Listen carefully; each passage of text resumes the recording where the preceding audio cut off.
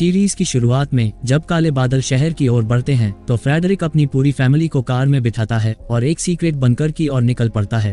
तब वह परेशान नजर आता है और तेजी से गाड़ी चलाता है। सिमोन का भाई रास्मस सीट बेल्ट पहनने से मना करता है, जिससे फ्रेडरिक का ध्यान भटक जाता है और वह एक गाड़ी से टकरा जाता है। अब जल्द ट्रैफिक जाम होता है और रास्ता बंद हो जाता है। यहाँ फ्रेडरिक जानता है कि उनके पास ज्यादा समय नहीं है, इसलिए वह बहस करने के बजाय अपनी फैमिली को बाहर निकालता है और जंगल में भागता है।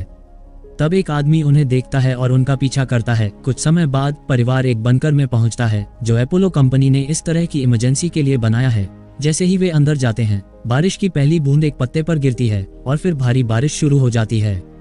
पता चलता है कि एक वायरस फैल गया है जिससे बादल जहरीला पानी बरसाते हैं, जिस वजह से लोगों की तुरंत मौत होती है। अगर कोई आदमी इस पानी को हल्का सा छूता है तो वह इन्फेक्टेड हो जाता है और यह सब अपोलो नामक कंपनी से जुड़ा हुआ है जहां फ्रेडरिक काम करता है। थोड़ी देर बाद फ्रेडरिक को बाहर जाना पड़ता है क्योंकि वह वायरस के फैलने को रोकने का कोई तरीका जानता है, पर जाने से पहले वह सिमोन को बताता है कि उसे अपने भाई का ध्यान रखना है क्योंकि वह इस सब को रोकने का आखिरी रास्ता है। तब सिमोन को समझ नहीं आता, लेकिन फ्रेडरिक के पास समझाने का समय नहीं है। तब फ्रेडरिक के जाने के बाद सिमोन अपने फोन पर अपने दोस्तों की लाइव स्ट्रीम देखती है जहां वे मर रहे हैं। अब सभी लोग बाहर तेजी से फैल रहे वायरस से डरने लगे हैं। तभी अचानक उन्हें बंकर के दरवाजे पर दस्तक सुनाई देती है। उनकी मां जानती है कि फ्रेडरिक नहीं आ सकता है, इसलिए वह बच्चों से कहती है कि इसे नजरअंदाज करें, लेकिन बच्चे बेचैन होते हैं और दरवाजा खोल देते हैं। अब बाहर वही आदमी खड़ा है जो पहले ट्रैफिक में उन्हें देख चुका था। तब वह रास्मस को खींचता है क्योंकि वह वायरस के कारण तड़प रहा है। तब उनकी मां उस पर कूद पड़ती है और बच्चों से दरवाजा बंद करने के लिए कहती है।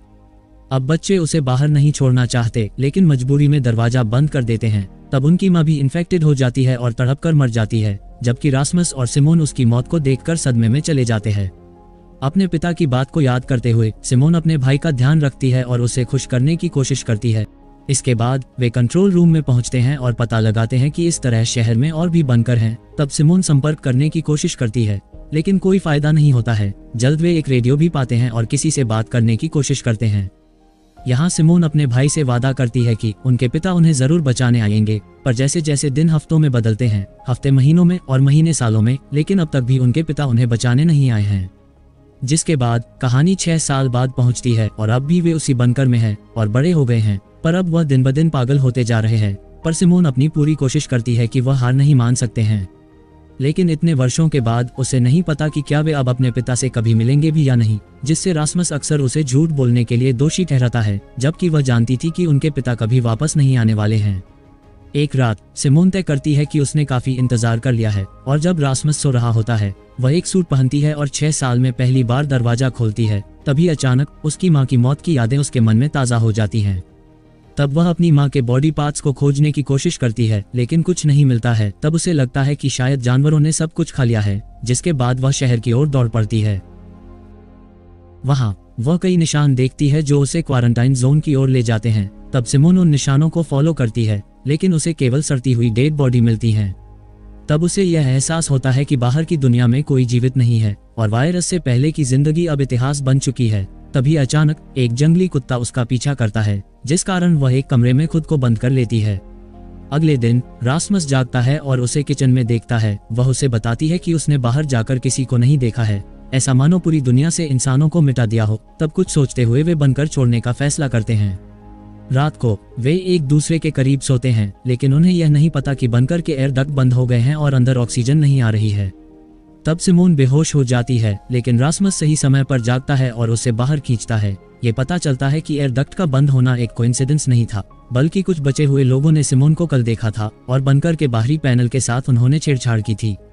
तब वे भाई बहन को बंदूक की नोक पर लेते हैं। उनका नेता मार्टिन बताता है कि वे खाने के लिए यहाँ हैं, लेकिन रास्मस और सिमोन ने लगभग सभी स्टॉक खा लिए हैं। जब उन्हें पता चलता है कि बंकर में उनके लिए कुछ नहीं बचा है, तो वे जाने लगते हैं।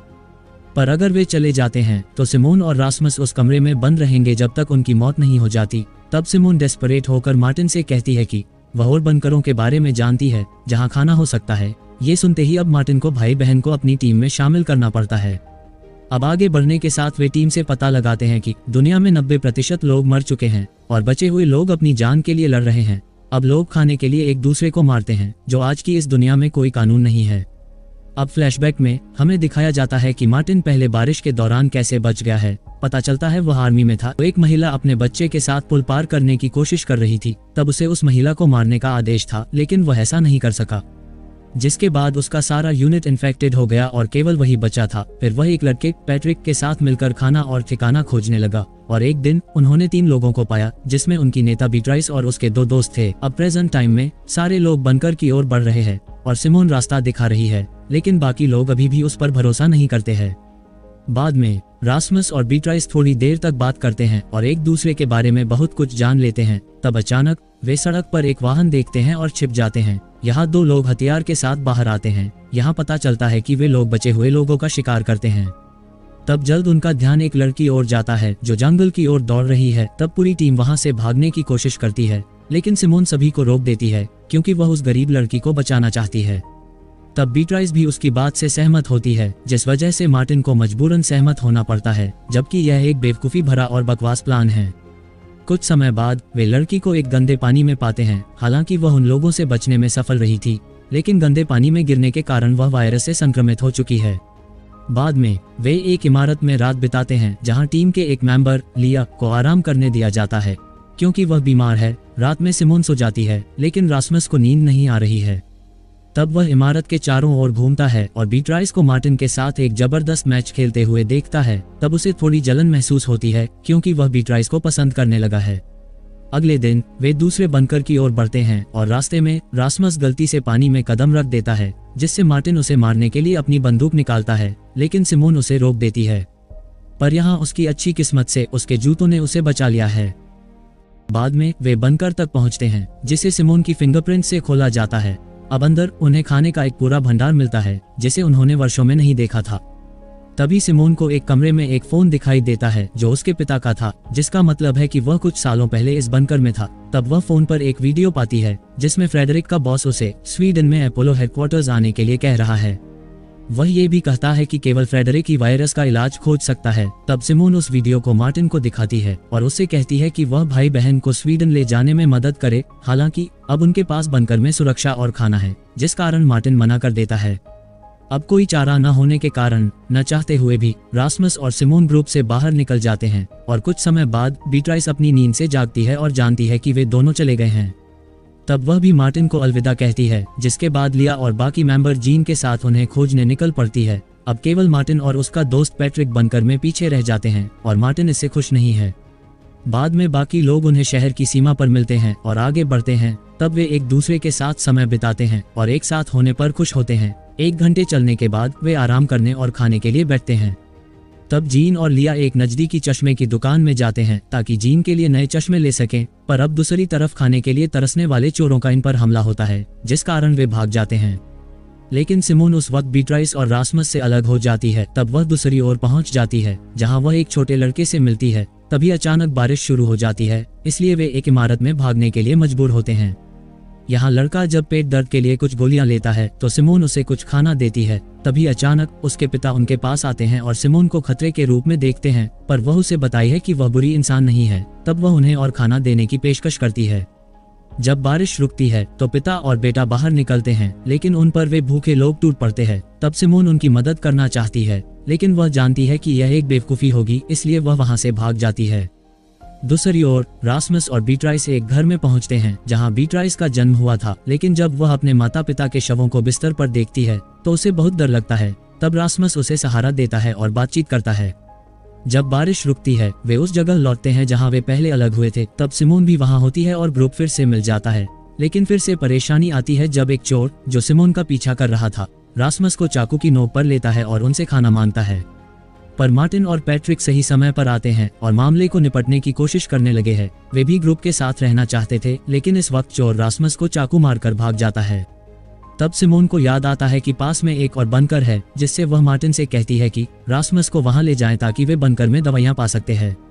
तब सभी लोग रास्मस को बंकर की ओर ले जाते हैं, लेकिन वहां पहुंचकर उन्हें पता चलता है कि वह बंकर बर्बाद हो चुका है। पर अब वे ही उसकी चोट को ठीक करने की पूरी कोशिश करते हैं।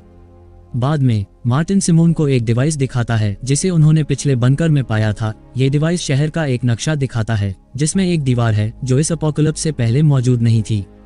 यहाँ मार्टिन का मानना है कि ये दीवार इसलिए है क्योंकि दूसरी तरफ वायरस नहीं है। इसका मतलब है कि उनके पास जीवित रहने का एक और मौका है। दूसरी तरफ जीन और लिया जो बंकर के बाहर बात कर रहे हैं और अनजान लोगों पर नजर रख रहे हैं, जबकि बंकर के अंदर सिमोन अपने भाई रासमस की चाकू से लगी चोट की जांच करती है और समझती है कि उन्हें उसे ठीक करने के लिए एक डॉक्टर की जरूरत है। अब ये सुनकर मार्टिन तय करता है कि वे रात में बाहर जाएंगे, लेकिन रासमस की गंभीर चोट के कारण सिमोन बताती है कि उन्हें वहां से निकलने के लिए कोई और उपाय खोजना होगा। तब वे मिलकर एक प्लान बनाने लगे हैं। बाद में प्लान के अनुसार सिमोन उस इमारत की ओर बढ़ती है जहां लिया ने पहले कुछ लोगों को देखा था। जब वह एक उड़ते हुए ड्रोन को अपने पीछे आते हुए देखती है तो वह इमारत की ओर दौड़ती है और एक बड़े हॉल में खड़ी हो जाती है। जैसे ही ड्रोन उसका स्कैन करता है, एक गाड़ी में कुछ लोग वहां पहुंचते हैं और सिमोन को पकड़ने की कोशिश करते हैं, लेकिन सिमोन का पूरा ग्रुप वहां पहले से ही मौजूद है और वे इन लोगों का इंतजार कर रहे थे। तब पैट्रिक, जीन, बीट्राइस और लिया उन लोगों पर हमला करते हैं और उनके हथियार छीन लेते हैं। इस बीच मार्टिन आगे बढ़ता है और उनसे शहर में एक दीवार के बारे में पूछता है, लेकिन वे लोग जवाब देने से मना कर देते हैं। बाद में जीन एक आदमी के हाथ पर एक सांप का टैटू देखता है और अचानक घबरा जाता है, जैसे कि यह उसे किसी घटना की याद दिला रहा हो। तब वह मार्टिन को बुलाता है और बताता है कि उसे इन लोगों में से हर एक को मार देना चाहिए, पर सिमोन उसे रोकने की कोशिश करती है, लेकिन मार्टिन ने पहले ही अपना मन बना लिया है।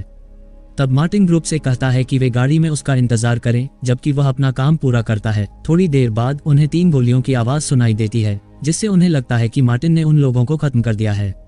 अगले सीन में जब ग्रुप उत्तर की ओर बढ़ रहा है, हमें वायरस के शुरुआती दिनों का एक फ्लैशबैक दिखाया जाता है, जब जीन एक परिवार के साथ रह रहा था। उस परिवार की छोटी बेटी जीन से बहुत प्यार करती है और उससे और समय तक उसके साथ रहने की गुजारिश करती है। एक दिन जब जीन, उनके पिता और बेटी अपने गोदाम में कुछ खोज रहे होते हैं, तो कुछ अजनबी लोग बाहर आते हैं और परिवार के पिता को उनके साथ शामिल होने के लिए मजबूर करते हैं। पर जब पिता मना करता है तो वे लोग उसे तुरंत गोली मार देते हैं।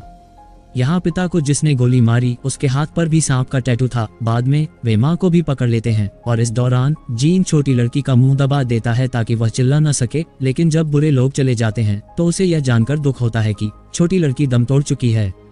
अब फ्लैशबैक से निकलकर ग्रुप एक डॉक्टर के जगह का पता लगाता है और उसके घर के बाहर पहुंचता है।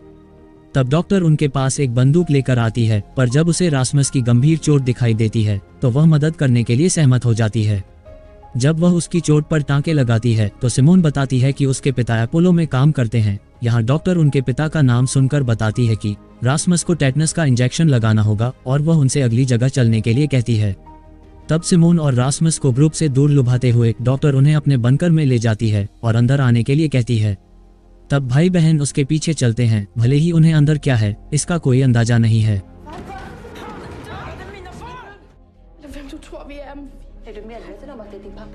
डॉक्टर रासमस को एक कुर्सी पर बांध देती है और जल्द उसे मारने के लिए एक जहरीला इंजेक्शन तैयार करती है। वह ये भी बताती है कि फ्रेडरिक ने ही इस वायरस को बनाया है। तब वह उसके बच्चों की मौत के लिए उसके पिता को दोषी ठहराती है। इस बीच पैट्रिक, मार्टिन और जीन डॉक्टर के घर में खाने की तलाश कर रहे होते हैं। तभी गश्त कर रहे लोग वहां पहुंच जाते हैं। तब जीन को एक आदमी के हाथ पर सांप का टैटू दिखाई देता है, जिससे उसे यह समझ में आता है कि मार्टिन ने उन्हें पहले नहीं मारा था, जिस कारण वह बाहर जाकर बंदूक लेकर उसको गोली मार देता है। लेकिन जल्द ही उसे उन लोगों द्वारा पकड़ लिया जाता है। पर अब बाकी लोग उस रास्ते से बाहर निकलते हैं और बंकर के बाहर पहुंचते हैं। ठीक उसी समय जब डॉक्टर रासमस को जहरीला इंजेक्शन लगाने वाली होती है, पैट्रिक बंकर में आता है और उसे गोली मार देता है। इसके बाद जीन को अचानक गायब होते देख सभी लोग परेशान होने लगे हैं, पर ग्रुप जंगल के रास्ते से आगे बढ़ता है, ये सोचते हुए कि वह उन्हें आगे मिल सकता है। रात के समय जैसे ही बारिश शुरू होने वाली होती है और अंधेरा हो रहा होता है, वे घर में रुकने का निर्णय लेते हैं। थोड़ी देर बाद कोई आदमी घर के पास आता है और उनसे कहता है कि यदि वे वहां रात बिताना चाहते हैं तो उन्हें अपने हथियार छोड़ने होंगे। अब कोई और रास्ता न होने पर मार्टिन और बाकी लोग अपने हथियार सौंप देते हैं और अंदर जाते हैं। जल्द ही अंदर उनका स्वागत किया जाता है और उन्हें रात बिताने के लिए एक कमरा दिया जाता है। अगले दिन एक महिला कैरन दरवाजा खोलती है और उन्हें जगाती है। वह उन्हें बताती है कि नाश्ता तैयार है, लेकिन पहले उन्हें शावर लेने और साफ होने का सुझाव देती है। तब उसकी बात सुनकर वे उसे मना करते हैं, लेकिन जब कैरन उनके सामने नहाती है तो वे भी कितने दिनों के बाद बेसुरे आवाज में गाते हुए नहाने का मजा लेते हैं। बाद में लिया, बीट्राइस और पैट्रिक नाश्ता करते हैं। तब सिमोन रासमस को डॉक्टर के पास ले जाती है ताकि उसकी चोट की जांच की जा सके। जब डॉक्टर एक इंजेक्शन निकालता है जो पहले डॉक्टर के पास देखा गया था, तो सिमोन सुझाव देती है कि वह बिना किसी बेहोशी के चोट की जांच करे। जब डॉक्टर अपनी तैयारी कर रहा होता है तो सिमोन चतुराई से टेबल पर रखा इंजेक्शन चुरा लेती है। तब वह इंजेक्शन की जांच करती है और पाती है कि यह अपोलो कंपनी का है। इस बीच लिया बालकनी में है और जब कैरन उसके पास आती है तो कैरन लिया से बात करती है और बताती है कि वह उसे अपनी बेटी की याद दिलाती है।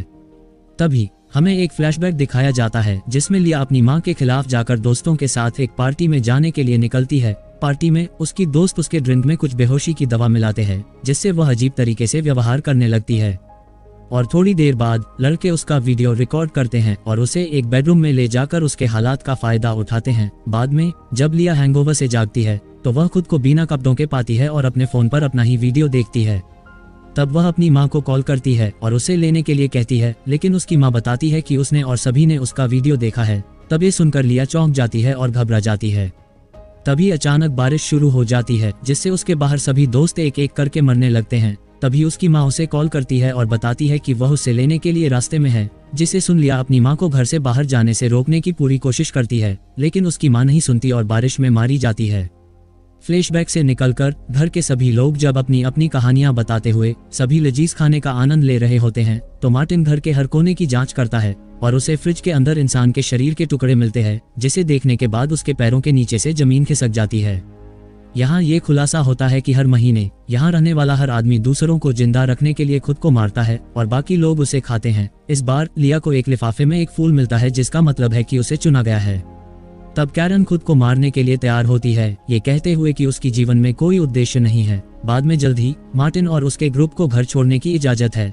इस बीच घर में रहने वाला अपोलो का वकर भी बाहर निकाल दिया जाता है। दूसरी ओर जब मार्टिन और उसकी टीम रात में जंगल में जा रहे होते हैं तो अपोलो का वकर उनके पास आता है और बताता है कि अपोलो कंपनी ही दुनिया के विनाश के लिए जिम्मेदार है।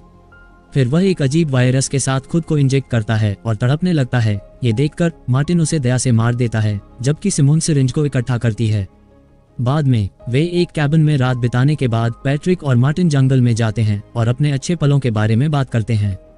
लेकिन बातचीत के दौरान मार्टिन बताता है कि वे अब दोस्त नहीं हैं और वह दीवार के दूसरी तरफ जाना चाहता है, पर यह सुनकर पैट्रिक नाराज हो जाता है। बाद में दोनों कैबिन में लौटते हैं और अगले बंकर की ओर जाने के बारे में बात करते हैं। जब मार्टिन सभी को निकलने के लिए कहता है तो रास्मस बताता है कि वह चल नहीं सकता है और खाने की खोज में शामिल नहीं हो सकता है। इसके बाद टीम रास्मस की देखभाल करने के लिए किसी को उसके पास रुकने के बारे में बात करते हैं, लेकिन रास्मस खुद बीट्राइस को चुनता है, जिस कारण टीम के सभी मेंबर बीट्राइस सहित इस पर सहमत होते हैं। जब वे वहां से निकलते हैं रास्मस बीट्राइस को बताता है कि उसने अपनी चोट के बारे में झूठ बोला था। तब वह उसे अपनी चोट दिखाता है और पता चलता है कि वह ठीक हो चुकी है।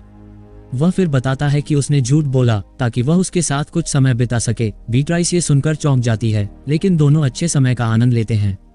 दूसरी ओर मार्टिन और बाकी लोग एक बंकर में पहुंचते हैं और जब वे अंदर जाते हैं तो उन्हें बहुत सारा खाना मिलता है। जगह की जांच करने के बाद सिमोन टेबल पर कुछ चित्र देखती है और मानती है कि बंकर में एक परिवार है जिसमें बच्चे हैं। वह फिर पैट्रिक को सुझाव देती है कि वह खाना बर्बाद न करे और इसे परिवार के लिए छोड़ दे।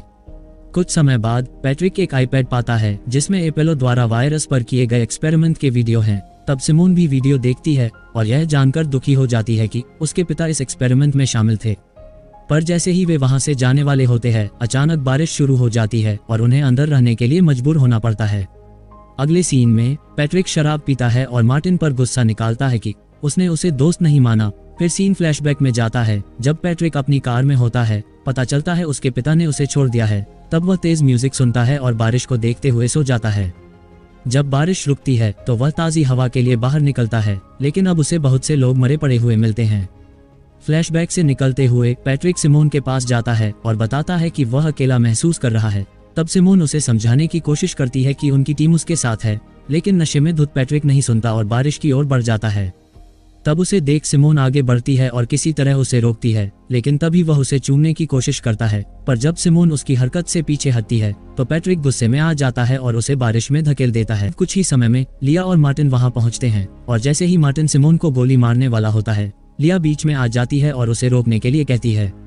तब लिया बारिश में सिमोन की ओर बढ़ती है और मार्टिन से अपनी बंदूक नीचे रखने के लिए कहती है। जब मार्टिन देखता है कि उन पर बारिश का कोई असर नहीं हो रहा है तो वह अपनी बंदूक नीचे कर देता है और दोनों लड़कियां बंकर के अंदर चली जाती हैं। कैबिन में बीट्राइस और रास्मस एक दूसरे के करीब आते हैं। इसी दौरान कैबिन की छत से पानी टपकता है और एक बूंद बीट्राइस के चेहरे पर गिरती है। इसे देखकर बीट्राइस घबरा जाती है और रोने लगती है। तब वह रास्मस को उसे दूर धकेल देती है, पर रास्मस बीट्राइस के करीब आता है और उसे चूमता है, ये कहते हुए कि अगर वह इन्फेक्टेड हो गई तो वे एक साथ मरेंगे। इसके बाद दोनों अपने करियर का एक आखिरी मैच खेलने लगते हैं। इस बीच जब मार्टिन को पता चलता है कि पैट्रिक ने सिमोन को बारिश में धकेल दिया और उसे मारने की कोशिश की, तो वह उसे कैबिन से बाहर निकालता है और उसे अकेले जीने के लिए कहता है।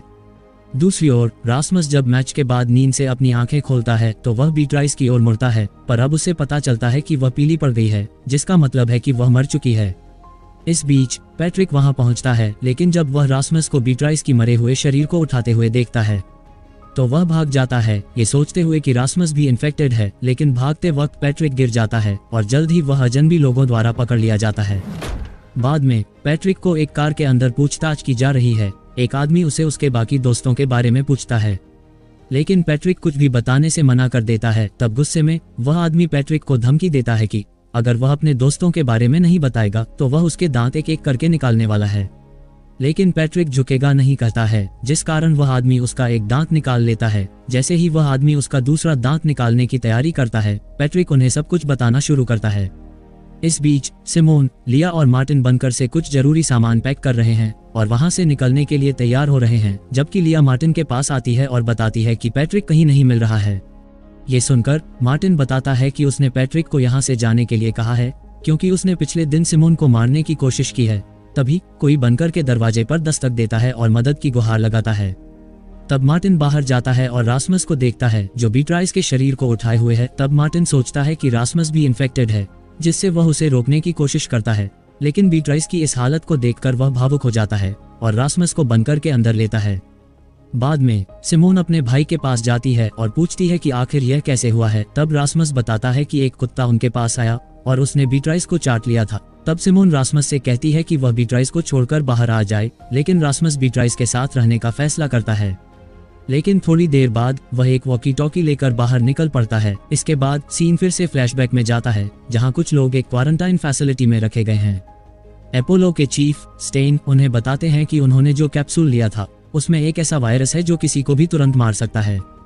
तब क्वारंटाइन क्षेत्र से बाहर निकलते ही एक आदमी भागने की कोशिश करता है, लेकिन जैसे ही वह बाहर निकलता है वायरस उसे मार देता है। अब रास्मस बनकर से बाहर निकलता है और अपने वॉकी टॉकी से अनजान लोगों से बात करने लगता है। रास्मस की आवाज सुनकर पैट्रिक, जो ये जानकर चौंक जाता है कि वह अभी भी जिंदा है, वह इन लोगों को बताता है कि उसने रास्मस को एक इन्फेक्टेड लड़की के साथ देखा है। तब ये सुनकर वे हैरान होते हैं और रास्मस की ओर बढ़ते हैं, ये सोचते हुए कि उन्होंने वायरस का एंटीडोट खोज लिया है। इस बीच सिमोन एक ड्रोन उड़ाती है और रास्मस और उन अनजान लोगों के लोकेशन का पता लगाती है। तब लिया और मार्टिन बीट्राइस के शरीर को दफनाने की तैयारी करते हैं। जब वे ऐसा कर रहे होते हैं तो सिमोन भी वहां पहुंचती है और उन्हें बीट्राइस को दफनाने में मदद करती है। बाद में वे रास्मस को बचाने का फैसला करते हैं और एक अनजान आदमी पर हमला करने का प्लान बनाते हैं, जो अकेला पहरा दे रहा है। जब पहरेदार एक अजीब आवाज सुनकर वहां पहुंचता है तो मार्टिन और उसकी टीम उसे पकड़ लेते हैं। तब मार्टिन उन लोगों के समूह के नेता थॉमस को फोन करता है और बताता है कि उनके एक मेंबर को उन्होंने पकड़ लिया है। वह फिर उनसे कहता है कि वे अगले दिन अपने लोगों की अदला बदली करेंगे। तब अगले दिन सिमोन फिर से नेता को फोन करती है और उसे समय पर आने के लिए कहती है। हालांकि जब वह रास्मस से बात करती है तो वह उसकी बात नहीं मानता और लगातार कहता है कि वह मरना चाहता है। अब ये सुनकर सिमोन थॉमस से अकेले मिलने की बात करती है और वह सहमत हो जाता है। अगले दिन सिमोन जंगल में थॉमस से मिलती है और रास्मस के बारे में पूछती है। थॉमस बताता है कि रास्मस इम्यून है और वही वायरस से दुनिया को बचा सकता है। तब ये सुनकर सिमोन पूछती है कि वे रास्मस के साथ क्या करने वाले हैं और थॉमस जवाब देता है कि वे रास्मस में वायरस का इंजेक्शन लगाएंगे और उसकी प्रोग्रेस को बारीकी से जांचने वाले हैं। इसी समय मार्टिन पहले से पकड़े गए आदमी को लाता है और थॉमस से कहता है कि वह रास्मस को लाए। तब थॉमस मजबूर होकर रास्मस को लाने के लिए सहमत होता है और अपने आदमी के बदले उसे भेजने वाला है। पर जैसे ही रास्मस दूसरी ओर पहुंचता है और अपनी बहन सिमोन के साथ मिल जाता है, गुस्से में रास्मस लिया के हाथ से अपोलो का सिरिंज छीन लेता है और खुद को वायरस का इंजेक्शन लगाता है, जिससे वह जमीन पर गिर जाता है। अब ये देखकर सभी चौंक जाते हैं, लेकिन वे उसे बचाने के लिए कुछ नहीं कर सकते हैं। तब सभी सोचते हैं कि रास्मस मर चुका है, पर वह उठता है और चलने लगता है, ये साबित करते हुए कि वह इस वायरस से इम्यून है, जिसे देखने पर सभी राहत की सांस लेते हैं। इसके बाद मार्टिन पैट्रिक के पास जाता है, जो एक घर में है। तब मार्टिन पैट्रिक को उसकी गलतियों के लिए माफ करता है और दोनों फिर से दोस्त बन जाते हैं। बाद में पूरी टीम और वे लोग सिर्फ एक को छोड़कर अपोलो हेडक्वार्टर्स की ओर बढ़ने का निर्णय लेते हैं। पर जाने से पहले जो आदमी पीछे रह जाता है वह रासमस के माथे पर चूमता है, यह आशा करते हुए कि वह सबको बचा लेगा। कुछ ही समय बाद वे अपोलो हेडक्वार्टर्स पहुंचते हैं और रासमस और सिमोन को एक कमरे में ले जाया जाता है, जबकि बाकी लोगों को बंकर में इंतजार करने के लिए कहा जाता है। थोड़ी देर बाद सिमोन और रासमस अपने पिता फ्रेडरिक से मिलते हैं। तब सिमोन उसे देखकर गुस्सा हो जाती है और पूछती है कि वह उनके लिए वापस क्यों नहीं आई, लेकिन इससे पहले कि फ्रेडरिक जवाब दे सके, रासमस चक्कर खाकर जमीन पर गिर जाता है। तब ये देखकर फ्रेडरिक अपने डॉक्टरों को रासमस को ऑपरेटिंग रूम में ले जाने का आदेश देता है और सिमोन से बाहर इंतजार करने के लिए कहता है। थोड़ी देर बाद फ्रेडरिक सिमोन के पास आता है और उससे माफी मांगता है। इस बीच बंकर के अंदर लिया जीन की जैकेट पाती है और उसे बंकर के अंदर ढूंढती है। थोड़ी देर बाद वह उसे एक बाथरूम में नहाते हुए पाती है और उसे देखकर लिया बहुत खुश होती है और दोनों गले मिलते हैं। तब जल्द ही जीन बाकी टीम के साथ फिर से मिल जाता है और बंकर के बारे में बताता है। जब वे बात कर रहे होते हैं तभी एक वर्कर बंकर में आती है और उन्हें कुछ कैप्सूल देती है, ये दावा करते हुए कि वे न्यूट्रिशनल सप्लीमेंट हैं। हालांकि मार्टिन को इस पर संदेह होता है और वह उससे पहले एक कैप्सूल लेने के लिए कहता है। जब वह कैप्सूल खा लेती है तो मार्टिन और उसकी टीम भी ऐसा ही करते हैं। दूसरी तरफ फ्रेडरिक सिमोन को मेडिकल रूम के बाहर रासमस को देखने के लिए ले जाता है। जब सिमोन अंदर जाने की कोशिश करती है तो फ्रेडरिक उसे रोकता है और बताता है कि वह अपने परिवार की सुरक्षा के लिए ऐसा कर रहा है। बाद में एक डॉक्टर रासमस के पास आती है और उसके स्वाब का सैंपल लेने की कोशिश करती है, पर जब रासमस सैंपल देने से मना करता है और अपने पिता से मिलने की जिद करता है तो डॉक्टर उसे मजबूर करने लगती है, जिससे रासमस नाराज हो जाता है और वह डॉक्टर के हाथ को काट लेता है। इस बीच सिमोन बंकर में मार्टिन से बात करती है, जो अभी भी जाग रहा है भले ही रात का समय हो। पर इस बार मार्टिन अपने प्यार का इजहार करने की कोशिश करता है, लेकिन फ्रेडरिक वहां पहुंच जाता है, जिससे सिमोन को कॉल को जल्दी खत्म करना पड़ता है। तब फ्रेडरिक सिमोन को सुझाव देता है कि वह अपने भाई के साथ इस बिल्डिंग को छोड़ दें, क्योंकि इस वायरस का इलाज बहुत खतरनाक है और उसे लगता है कि रासमस इस प्रोसेस को सहन नहीं कर पाएगा। बाद में जब फ्रेडरिक मेडिकल रूम में अपने बेटे की जांच करने जाता है तो उसे पता चलता है कि डॉक्टर जिसने रासमस को काटने के लिए मजबूर किया था वायरस के कारण मर चुकी है। तब फ्रेडरिक रासमस से स्वाब लेता है और उसे माइक्रोस्कोप के नीचे तुरंत जांचता है, पर इस समय अपोलो की पूरी फैसिलिटी बंद हो जाती है और लॉकडाउन शुरू हो गया है। तब मार्टिन और बाकी लोग बंकर के अंदर बाहर निकलने की कोशिश करते हैं, लेकिन कोई फायदा नहीं है। तभी फ्रेडरिक को कंपनी के चीफ स्टेन से बात होती है, जो उसे बताता है कि उसे रासमस के लिए ऑपरेशन की तैयारी करनी है। अब जल्द फ्रेडरिक सिमोन से मिलता है और उसे बताता है कि रासमस खतरे में है। तब वह उसे जल्दी से वहां से जाने का सुझाव देता है। इसके बाद सिमोन मार्टिन को कॉल करती है और उन्हें लॉक किए गए बंकर के दरवाजे को खोलने के कुछ तरीके बताती है। अब पहले सिमोन रासमस को बचाने जाती है और फिर टीम बंकर के बाहर फिर से मिल जाती है और पार्किंग एरिया की ओर बढ़ती है। जब वे फैसिलिटी के लोगों की एक कार की ओर बढ़ रहे होते हैं तो फ्रेडरिक वहां पहुंचता है और धमकी देता है कि अगर वे रासमस को छोड़ते हैं तो वह भी उन्हें गोली मार देगा। तब ये सुनकर मार्टिन उसके बीच में आ जाता है, जिस कारण गुस्से में फ्रेडरिक मार्टिन पर गोली चलाता है। लेकिन इससे पहले कि वह और कुछ कर सके, सिमोन उसके पास पहुंचती है और उसे धक्का देती है। इस बीच पैट्रिक एक गाड़ी लाता है और पूरी टीम वहां से भाग निकलती है। बाद में टीम एक बड़े दरवाजे के पास पहुंचती है, जहां वे थॉमस से मिलते हैं। थॉमस उन्हें बताता है कि उन्होंने जो कैप्सूल लिए हैं उनमें बहुत सारे नैनो कैप्सूल हैं और अब जैसे ही वे इस एरिया से बाहर निकलेंगे उनके शरीर के अंदर वायरस बढ़ने लगेगा, जिससे वे तड़प तड़प के मारे जा सकते हैं। ये जानकर कि सिमोन और रासमस ने गोलियां नहीं ली हैं, वे उन्हें वहां से फौरन निकलने के लिए कहते हैं। हालांकि सिमोन अपने दोस्तों को अकेला छोड़ने के लिए तैयार नहीं होती है और उनके साथ रहने का फैसला लेती है। बाद में टीम दीवार से पीछे हट जाती है और उस क्षेत्र में ही रहने का फैसला करती है। सीरीज के अंत में स्टेन इन्वेस्टर्स के साथ एक बैठक कर रहा है। तब वह उन्हें बताता है कि उसके बनाए गए वायरस का हथियार के रूप में भी इस्तेमाल किया जा सकता है। वीडियो पसंद आए तो लाइक करें और चैनल को सब्सक्राइब। मिलते हैं अगले वीडियो में। Thank you.